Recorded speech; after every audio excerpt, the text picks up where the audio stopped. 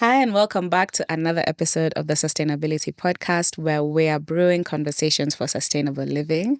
Today, I am welcomed by the lovely Judy, and I'm so excited to hear everything you have to say. So, before we get into it, could you please introduce yourself and tell me a little bit more about what you do? Good morning. I am Judy Kepher. Um, I curate sustainable living models for businesses in the tourism industry, but it's not just for businesses. I also try as much as I can to live responsibly in my day-to-day life. So professionally, I will describe myself as a sustainable tourism architect, helping companies in the tourism industry to curate sustainable tourism solutions for travelers, for people living in the destinations, and for the businesses themselves.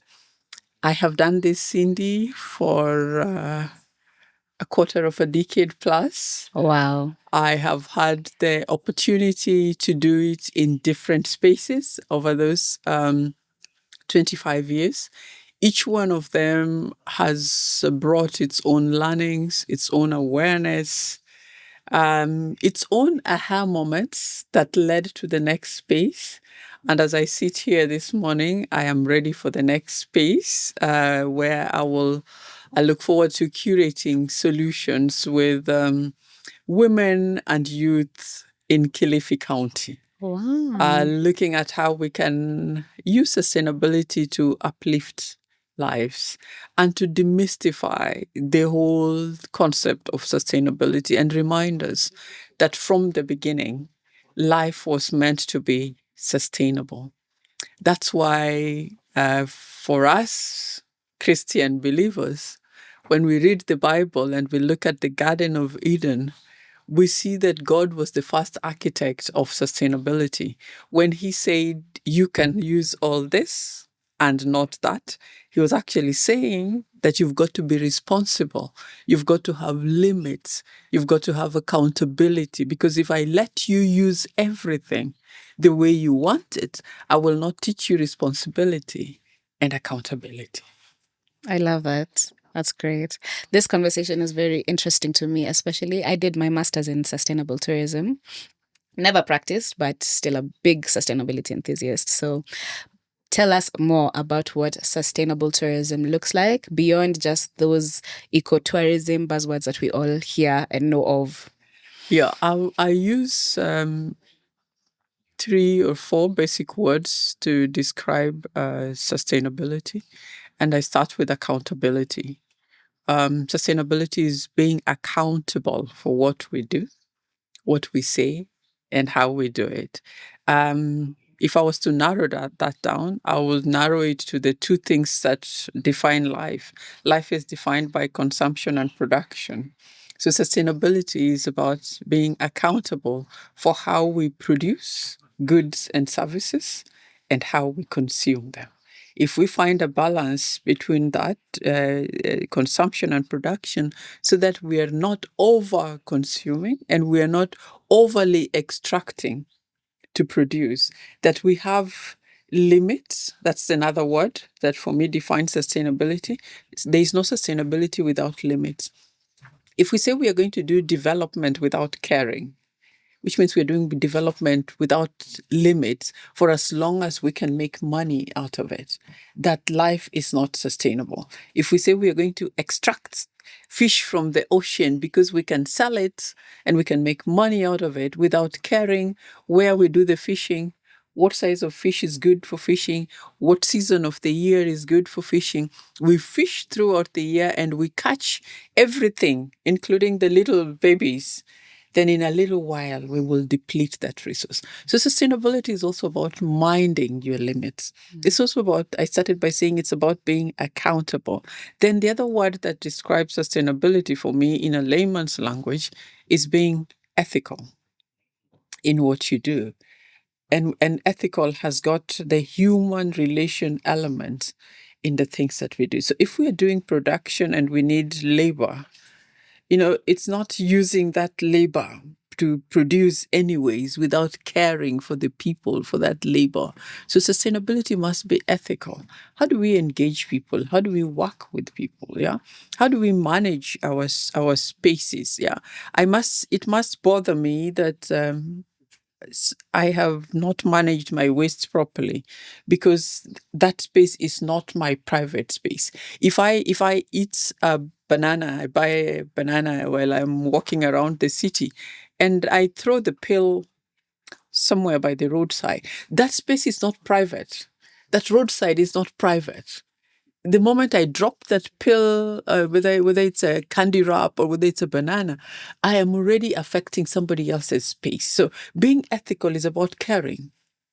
If we all drop it here, what does it mean for the next person who will use this space? Right? Will they find this space appealing? And if I want to find it in the same way that is appealing that I found it before I dropped my candy wrap, then I should make sure that I know where to take my candy wrap. Just caring for other people and in making life and the spaces that we share and the things that we share, making it acceptable. Peaceful coexistence is sustainability. Let's coexist peacefully. If I love this space clean, let me leave it clean so that you can also enjoy that same space. And that is the ethical bit of, and it's a big part of sustainability. And that's why they tell us that sustainability is more about, some people say, oh, Judy, this is about filling things, but it's not practical. How do we make money from having good fillings? Yeah. But yeah, it's a big part of being sustainable. So accountable, having limits, temperance, the Bible calls it. Yeah, everything must have limits. And then being ethical, thinking about the other person in everything that you do. Thank you. Okay, I really like that you've talked about throwing a banana peel, because oftentimes, myself included, I've been guilty. I just always say, but it's biodegradable. I never think, oh, but this could inconvenience someone else's life or day or something. So that's a really good analogy. And I thank you for sharing those three pillars. I hope you guys have had. Yeah.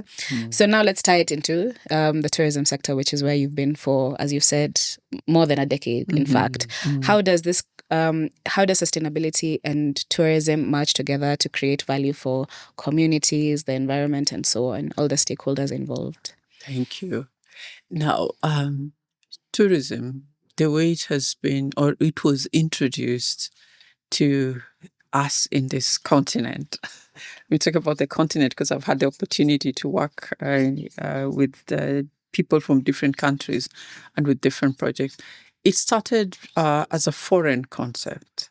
It was always about us doing everything. And I mean everything, underline it in capital in bold. Us doing everything to make a traveler from far. The traveler, the tourist, was always a person coming from another country. And the tourists, allow me to say this, was always somebody of a different color than ourselves. And so we had to do everything to make them happy. We had to open our cultures to them. We had to create pristine places for them. We had to remove our people from certain places to create room for tourism. Because the tourists loved wildlife, we had to move our people from land to create protected areas so that the tourists could come. It was always about, let's make the tourists happy, right? Because they bring us the bags, the green bags that we so need in the foreign exchange. So in our original design for tourism, our communities were never considered. In fact, they were considered to be a nuisance. They should be kept away from the tourism. And so we barricaded national parks, yeah? We barricaded or put beaches. They were private places for this kind of tourists to enjoy. That's a form of exclusive tourism that benefits the operator, and the government collects the taxes. But we don't care even how we do it, how much we extract, and for as long as money is coming in. So this is the premise of our tourism industry in Africa. It was an exclusive industry, excluded the local people from it. I say this many times, but I keep saying it because I want it to sink. Until maybe 2 decades ago, all tourism prices were quoted in dollars. Packages were quoted in dollars. True. And you and I operate with the Kenya shilling. Exactly. That tells us, and it wasn't only a Kenyan problem, it was an Africa problem, also in Asia. All tourism packages were quoted in dollars. And that told you that, it is not for you. It told me, Judy, this is not for you because you don't operate with dollars. So the pricing, the currency was exclusive. The packaging was exclusive, languages that we did not understand, per person sharing, I don't know, all those kind of things per day, and all those, 3 nights, 2 days. Half board, full board, whatever. Half board, full board, and all this kind of stuff.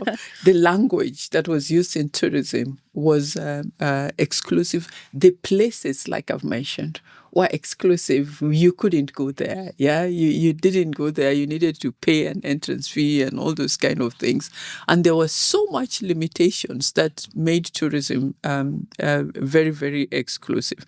But today we are saying, over the last 20 years plus, we know that the concept of sustainable tourism, as a student of sustainability, you definitely know that the concept of sustainable tourism gained currency in 1992. When we've had the first Earth Summit, where the term sustainable development was first accepted by heads of state. Yes. And then so it became language in policy.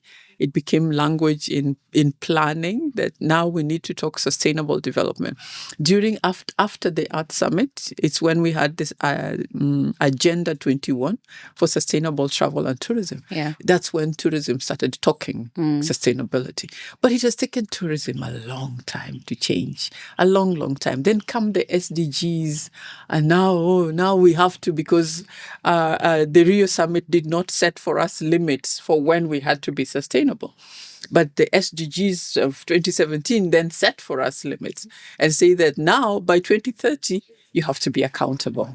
So the word accountability becomes core. Remember I said accountability? Yes. Because that's what the SDGs did. They said you have to be accountable. So the tourism industry started thinking, what would our accountability look like? How would we be accountable? And so it started with the issues about labor, SDG number 8, because for the longest, tourism was an abuser of labor. Yes. Yeah, people worked in seasonal contracts for years and years and years. You work for a short time, you're sent home, you come back for... So you can work for the same company for 10 years, but you're a casual. Right? No benefits. No increase in salary. No increase in salary, no insurance, no medical insurance, no. At the end of it all, you will just walk home and go away after just with your cash in hand. That your last pay. That was so the SDGs highlighted SDG number 8 for the tourism industry. And say, tourism, you've got to get serious. You've got to get ethical. That's the word. Ethical. Get ethical. Start treating your employees with some respect. Start recognizing them for the services that they're... So this has been big in the last 20 years, trying to manage labor, recognizing. And I'm so glad that it went beyond recognizing book knowledge to recognizing indigenous knowledge. So today you hear in sustainability, we are advocating for recognition of indigenous knowledge and recognition of prior learning. If I learned how to interpret my environment as a herder in Masai Mara, who is the better guide? The local, the indigenous person. The indigenous person. So people, community, labor became big parts of the sustainable tourism movement. Coupled with that, the other area that has received a lot of attention is what we call equity, recognizing owners of assets. When we go to Masai Mara, when we talk about Mara being a wonder of the world and whatever, are the lives of the local people? Do they look like wonders of the world? Do their lives reflect that this is a wonder of the world? So where is the equity, right? If Masai Mara is world renowned, can it be seen in the lives of the local people? Can we see thriving communities? Can we see communities with basic needs? Before we pride ourselves and say, this is a wonder of the world, you're coming to see a wonder of the world. Do people even have access to hygiene facilities in their homes? Is education accessible? Is healthcare accessible? So we started talking equity. We started, I ran a campaign for a long time that said that great places to visit must first and foremost be amazing homes for the local communities to live in. Yes, I agree. Yeah. So when we talk great places, it must also be great homes for people to live in. So that for a long time, it actually became an Africa-wide campaign where great places to visit must first and foremost be amazing places for host communities to live in. Then we can talk about leading destinations. And I challenged the terms leading. When you talk about Diani is a leading tourism destination, I need to see the lives of the people of Diani, There we go. where they live. Can that tag be attached to the local people as well? So equity became a very big part and remains a very big part of the sustainable tourism movement today. Is it equitable? Is tourism equitable? Or we are experiencing lots of leakages? What comes in the destination leaves, because the owners of the ones who have invested and the ones who are providing the services doesn't stay in the destination, but we're staying. We need tourist spend to stay in destination. We need that tourism spent to transform the lives of the people. So equity is a big part of what we talk about sustainable tourism today. Now, if we go into the environmental side, there's about resource management, protection of our natural environment. I know you probably have been to safari many times and you have sat somewhere and listened and in a bonfire in the evening. But did you ever ask, where does that wood come from? Yeah. Who measures how much? If there are 100 camps, if there are 100 camps in the Mara and there are 50 in Amboseli and there are 20 in Savo and they're all over the country, and each one of them in the high season is putting out a campfire in the evening, where is that wood coming from? It's not enough to say that I bought it. But where did you get it from? Where is the source? The person who sold it from you. Did they just cut it off Mao Forest? Did they just cut it off a forest that is within their local neighborhood? Did you care to find out the footprint of that nice bonfire that you provide for guests? So we started talking environmental consciousness. So sustainable tourism is environmental consciousness. What you provide as a service, as luxury, must not threaten the opportunity of future generations to enjoy a clean environment. So today you provide bonfire. Tomorrow, the next generation can't have water because we have cut down all the trees providing bonfires in 100 years without thinking where the firewood came from. I love luxury. Don't get me wrong. I love luxury. But when you have water and you allow a tourism facility to have pools, swimming pools, and the local people, one family of 7 is living on a jerrycan of 20 liters a day. And I have a guest who has a pool to themselves every day, 24/7. And there's a sticker in the room that tells that guests, that they can have their tub, they can shower, they can go into the pool. They have all the water that they need. And a few meters away, there's a village where a woman has to walk 10 kilometers to get 20 liters to take care of a family of 7. So sustainability, then remember I started talking about limits, right? Even luxury has limits. In sustainability, we tell luxury, give us luxury, but give us luxury with limits. Give us ethical luxury.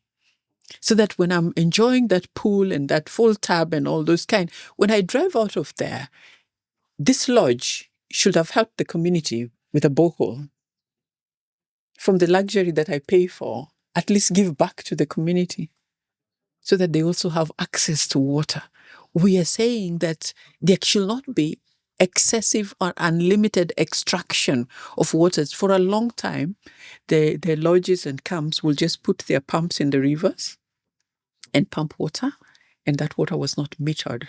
So nobody would tell how much water they're extracting from the rivers every day. We had a big campaign and we started saying extraction must be measured. We have to be accountable. How much are you extracting? So that we know whether it is the industry, tourism industry, that's using all the water or it's another industry. So all these things, and as I say this, I just want to say that sustainability has many issues. Yeah, they are the big issues, but below them are many sub-issues. And at the end of it, when you look at it, we're just going to be ethical. We're going to have limits. We're going to be accountable. We just need to be responsible human beings. I love that. So with all these challenges that you've highlighted, we have to care for the community, we have to care for the environment, and we still also have to keep tourism alive, Yes. because again, as you said, it is a very big economic, sector. Yeah, exactly. How do we accomplish this in a way that is fair? I know you've given the example of you'd like to see the hotel, build a borehole or dig a borehole or so and so on. Is there anything else that the tourism industry can or is doing to help the communities around them? Yes, I am so proud that as I sit here, things are different from when they were 20 years ago or so. I have seen tremendous transformation come out of the awareness of sustainable tourism. There are many businesses that have come to this awareness that they can still be profitable, while doing good. Yeah. And in sustainability, I use the term doing well by doing good. You can do well by doing good, right? Doing well means you can make your profits. Yeah. You can make your surpluses. In fact, I always tell businesses when I coach them, I tell them that when you embrace sustainability, you will move from profitability to thrivability. You will thrive. You will just not make profits because you do well by doing good. And we've seen many companies that have embraced sustainability in tourism come forth and do transformative projects in the communities. I am so proud of one of them in Masai Mara, which was an initiative that I mentioned earlier on for recognition of indigenous knowledge and prior learning, was the establishment of a school to train Maasais to become guides.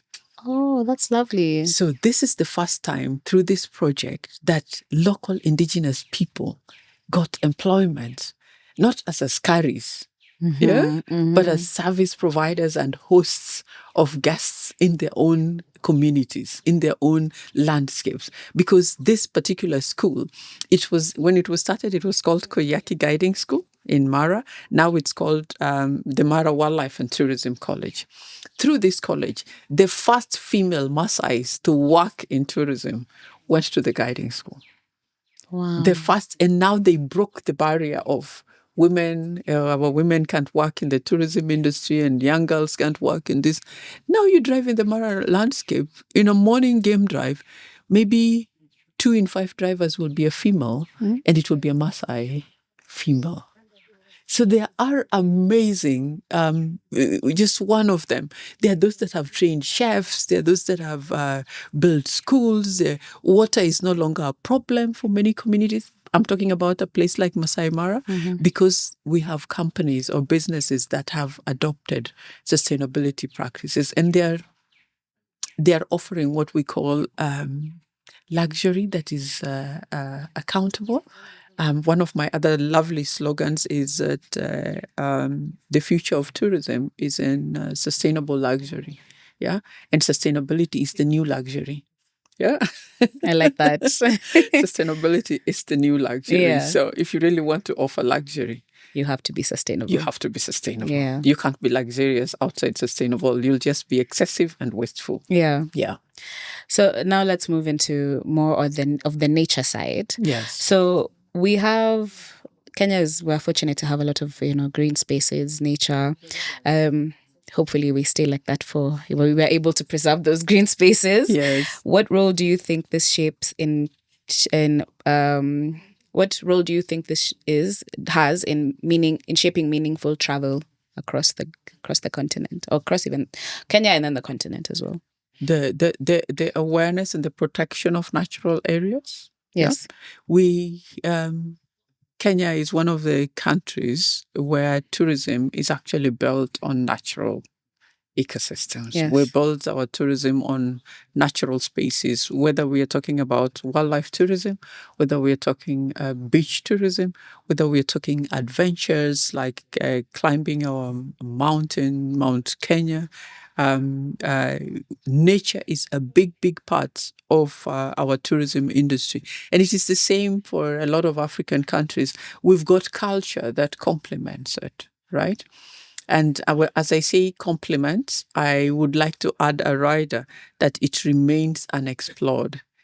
Yes, we would be big on culture, but at the moment, our tourism design and packages look at culture as an auxiliary product and not a main product. You're right. In tourism. And because it's an auxiliary product, it is not promoted as such, it is not built as such, and its value remains very low. Even in the marketplace. To consume it is the cheapest in the tourism industry. So yes, for our tourism to grow and thrive, we must protect our nature. True. If we lose it, if we lose the Mara ecosystem, and we lose the Masai Mara as a destination, we will have lost more than 55% of our tourism. Because that's how much it supports wildlife tourism, not just Masai Mara, including the Amboselis and all those kind of things. So we must protect them. But as we protect them, we must then move into protection models that give back to the people of the land, because population is a threat. Yeah, to protected areas. The populations around them are growing so fast. People need land to grow food, right? They need land to build homes and all that. So if we do not have models of protection that give ownership, where people feel like we are part of this, we have not been excluded from this. So if we are protecting Masai Mara, Amboseli, Savo, we must ask ourselves, how much of this conservation area, how much of the population feels like they are part of owning this heritage?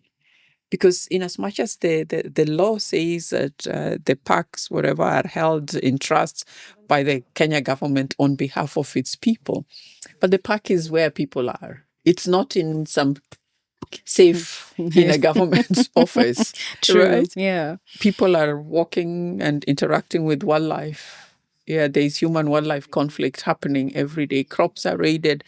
Sometimes in unfortunate incidences, human beings get hurt along the way. Yeah. So if people feel ownership, right, and that ownership must come with a value. It must come with a value. I am still in the space of advocating that a certain percentage of income earned from a conservation area must be given to the community. I agree with you. Must be given to the community. I agree with it you. can't all leave the area of conservation and it is in the hands of the conservation authority or it goes. There is a percentage that must be returned to the people, because if those people did not have the goodwill to protect that wildlife, you wouldn't have those protected areas. Yeah, it's true. If they didn't have the goodwill to protect the trees and not cut them down, you wouldn't have. You might have as many boots on the ground and guns and rangers, but the power of the people, if they don't have the goodwill of the people for protection. I'm one of those people who say, yes, we need a few boots and guns on the ground, but the greatest force that we have to protect our environment is the people who are empowered to love their environment. That is the greatest force you can have for nature. People who are empowered to love their environment. Of course, otherwise you will be spending a lot of money protecting the boundaries That's of true. those places. So it is my prayer and aspiration that one day I will see protected areas where we don't have as many, we only have boots on the ground to maybe protect people from wildlife in case of injury, but not to keep people away. I That like people that. will use and access these places responsibly because they have been made to feel the value of it, that they are co-owners of these places, right? And they are not treated as suspects all the time. You know, the conservation and protection model we have in this country treats the neighbors of protected areas as suspects. So we suspect that you will come in and poach. We suspect that you will come in. So we need train more rangers and put more guns around there so that you don't come in because we suspect you. But the day should come when they should be seen as co-owners and co-managers. It will even cost, I always tell government, it will even cost you less to It's protect and true. manage these areas because the people will come the natural custodians and protectors of their land. Yeah, Yeah. that's powerful stuff. You mentioned Mount Kenya, and people do actually travel here to, so they can say they summited. Yes. And it's one of the most difficult mountains to, hike. Mm-hmm. I'm not a hiker. I don't know why people would do that, but to each their own. Yeah. So what role do you think travel plays when it comes to people's personal summit, or reaching the top in their own personal lives, maybe mentally, spiritually, physically? I think travel is therapy for a lot of people. And that is why we need to keep as many open and natural spaces for the mental well-being of people, Mm. because it provides, being in nature is therapeutic to many people, to many of us, to humans. And as a Christian, I always go back to the Garden of Eden. I try to visualize the Garden of Eden in my mind, and I see all greenery, and I hear the birds singing in the morning, and I hear the animals and all their sounds, the frogs, the rivers, the streams flowing with clean, clear water, and Adam and Eve just having to look at it and see all the beautiful fishes. And so nature was meant to be part of human. It was meant to be part of our human sanity. And people still travel today, right? Just to get away. And that for one person, their thing is to go to the summit. Yeah, true. To push themselves and go to the summit of whatever place that they want to go to. If these natural areas and this kind of activities were to disappear, we will see a more depressed human race. I agree with you. A very depressed human race. And so the diversity is good. Let the ones who enjoy the beach go to the beach. Let the ones who go to the mountains do it. Yeah, let the ones who do any other adventures. Yeah. What can you tell me what it looks like for communities, how communities benefit from tourism? What does that look like? What's a picture of success? What's the picture of success when communities benefit from tourism? The picture of success is first and foremost an empowered community that understands. When I mean empowered community that understands, they understand basically how tourism works and what is their role in it. Number two, they are part of the value chain, and that's the most important. Yeah, they are suppliers, co-creators of experiences, suppliers of goods and services. That will be the greatest success that communities you can use to measure the success of tourism in a destination. If you find that the suppliers of certain amount of goods and services to the hotel industry is from that local community, that they're no longer buying their cabbages from Nairobi, but they're buying it from Mulot, which is closer to Masai Mara, instead of getting a supplier in Nairobi who gets cabbages that have come from all over, puts it in a truck and all that, and drives it down to a lodge in the Mara, but they can have in their supply chain. If you want to empower anybody anyway, one of the best things you can do for people is to make them part of the value chain of that industry. Yes. Today we have employment. We have a number of communities in employment, but it's still not the measure of success for me. Right? They're employed as guides. They're working in the camps. Yes, it comes with a certain empowerment. There's money that is flowing in the economy. These people are able to take care of their families and all that. But if you're looking for long-term and wider impacts, right, then you have to open the supply chain. And a lot of businesses, tourism operators will say, they tell me, Judy, that's the most difficult demand you have on us. Tell us to employ people, we'll employ them, right? We'll create an opposition for them and all this thing. But when you start telling us that we should open our supply chain for them and give them value for their services, and I break it down to them and I say, let's not even start thinking about who's going to supply you with water and drinks and all those kind of things. I start right from the suppliers of experiences. I said, if a community is supplying you with a cultural experience, pay them market value. Yeah. Pay them market As value. they should, actually. As they should pay. Yeah. So I challenge them. And I'm going to say this here so that those who get to listen to this podcast will look at this as an example. If a community is a supplier of an experience, whether that an experience is in the creatives, in the things that they make with their hands, whether it is song and dance or some kind of performance, it is still they're supplying an experience, right? That experience today, those experiences are the cheapest in the industry. And don't get me wrong, my friends in the industry, you know me, I say this all the time.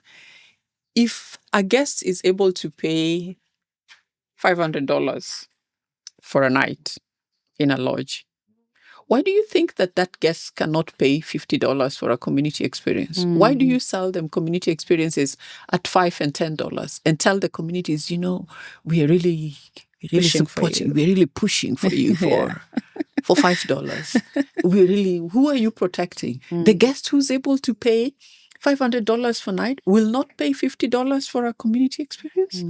It is not the guest. It is the business model that is not working. So the supply chain, once we break the barriers and enable communities to become part of the supply chain and the value chain of tourism, that will be the biggest form of transformation. When we now say that, when you look at the books of accounts of a hotel or a lodge, you can see that in the list of their suppliers, they're paying 50 local suppliers. Yeah. I know normally there are fears, things like quality, yes, quality reliability. control. But I mean, there's ways around it. There's ways around it. And you can also do mentorship. True. You can mentor them to be good suppliers. I think the thing is lazy. People are lazy and they want things that are easier, easier solutions. Yeah. Beyond now this supply chain, which is very, very key, I believe, what other sustainable practices can tourism employ in terms maybe of like water usage and electricity and things like that? Yeah, thanks for bringing me back there. But, I nowadays talk about other things higher because I tell businesses that good use of water is now a primary. We should not even be telling you about that. Yeah, but we should manage our water responsibly. There are many practices. Some are technology driven. We all now know that we've got taps that run and cut off water as we wash our hands, right? So that we're not running water carelessly. Now, if a facility is still struggling to provide that, then I have many questions for them because that should be now a minimum. The awareness that you should use water responsibly should be a minimum. And if technology provides for it, use that technology. Technology is enabling us. Technology is enabling us to leave the rooms and the lights turn off. Okay? So if you're still thinking twice about that technology, that today we still have to turn off lights, and if we forget to turn off lights in your hotel, they will be on until the housekeeper comes, then you're really not a conscious business. Agree. You're not a conscious business. And you know, Cindy, we're talking at a time when the world has seen every sign, despite the skeptics, have seen every sign that climate change is real. Because And it is. it is real, despite what others want to say. And so if you're not just in tourism, any business that you are in, anytime you use a natural resource, remember that it is not infinite. Remember that it is not infinite. And I also say this, even at household level, we teach our children to know that water is not infinite. It doesn't come from the tap. True. The water doesn't come from the There's tap. a source. There's a source. And we all have a responsibility to protect that source. Yes. And we also have a responsibility to stretch the use of every bit that we have, right? We have to be at household level, even to be responsible, to make sure that we teach our young ones not to grow up with wastage, so that they know that you might be wasting food here, but climate change is causing drought and someone else lives on 1 meal in 2 days. So throwing food away is not an option. Leaving food on your plate to throw is not an option, right? Yeah. So the whole consciousness, switching off lights at home when you're not using them in your room and all those kind of things, it has to become, sustainability starts by becoming a lifestyle before it becomes a business practice. Yeah. We have a generation that did not have it as a lifestyle, and so they are struggling. But I pray that we can, the generation we are raising post 2017, we are raising them with sustainability as a lifestyle, so they will not struggle with it as a practice in the marketplace. It will be much easier for that generation than mine.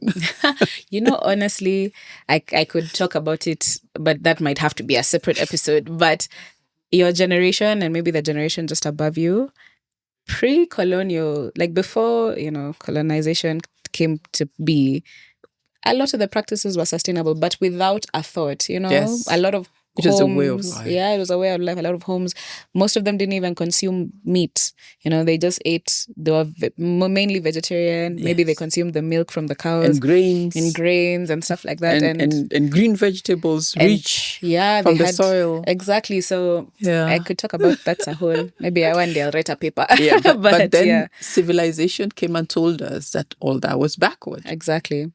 And now look at us trying to revert back to that way. Yeah. It's interesting. Yeah. As we wrap up, I really have enjoyed this conversation. But my last question is, how do businesses that are in this sector, tourism, such as the hotels, the lodges, and so on, how can they hold sustainability like together in real life? You know, beyond saying, this is my hotel and it's sustainable, and we have the timer on the taps, and how can they also influence their their guests and their employees and everyone around them to partake in sustainable living? Yeah, there is the continuous education when it comes to guests and employees. There's continuous education for guests. You must be very deliberate about your sustainability practices. You must document them for credibility, measure them, and report them, so that we can actually say, see, you're not just saying it. There is evidence. We can see your energy consumption. Your sources are have moved to solar. You are now at 80% solar. Maybe you have a generator backup, and then you have the main supply. But it has to be documented. So I always say that if you're claiming sustainability and we have no evidence that you did it, it never happened. It never happened. If it's not documented, if it's not reported, it never happened. Yeah? That is your call. That is your claim. And in sustainability, I know you know this word, we talk about it and call it greenwashing. Yeah. You're actually trying to greenwash us. And there are a lot of businesses And that there do. are a lot of businesses that are doing greenwashing. So to avoid greenwashing, We have third-party accreditation and green labels. There are many credible ones in the market, which means somebody who is external from you, who is independent from you, comes and does an assessment. They will need to verify, not just listen to you. They need to verify through their documentation and the paperwork that is there that actually you have made investments and you are making progress in this particular area. So that's one way that a business is truly accountable, when they allow a third party to come and do their assessment, their green audits, and write reports, just like we have audited accounts for businesses. We have audited green reports today. Yeah. And responsible, accountable businesses today are producing their business audited accounts and their green environmental accounts, which means that another party has come, an entity that is authorized, and has checked on their performance and has given them a report. So that is the best way. That's the highest level of accountability in sustainability, to seek a third party accreditation of what you have done, right? Internally, to get started with sustainability, you must have systems in place. You can't tell us we are green, and when I ask you, what's is the standard of consumption per guest per day of water in your hotel? What is your green standard for water usage per guest per day? And you ask me, what's that? Then I know that you did not have systems and structures. So you are operating in the greenwashing space, where because we have put that whatever tap there and that light, that is just the beginning. The next thing is to measure it and document it and work towards certain best practices. Like you can say right now, our water usage per guest is, well, just for the sake of it, it's 80 liters per guest per day. But we are working towards 50 liters, because when we work towards 50 liters, our extraction from the river will be minimized. We have seen that the river has been drying because many of us are extracting. But when we go to 50, if all of us go to 50, the river will flow again. Now you are making decisions based on science. It's conscious as well. It's conscious as well. You're not just trying to, as I finish, this is a good one, as I finish, you're not just trying to look good. You are doing what is right. You're doing good. You're doing good, not looking good. Yeah. Looking good is PR. That's true. A lot of businesses are out there for the PR. For the PR. Yeah. Yeah. Okay. Well, this has been a very lovely conversation. Can you give us a parting shot?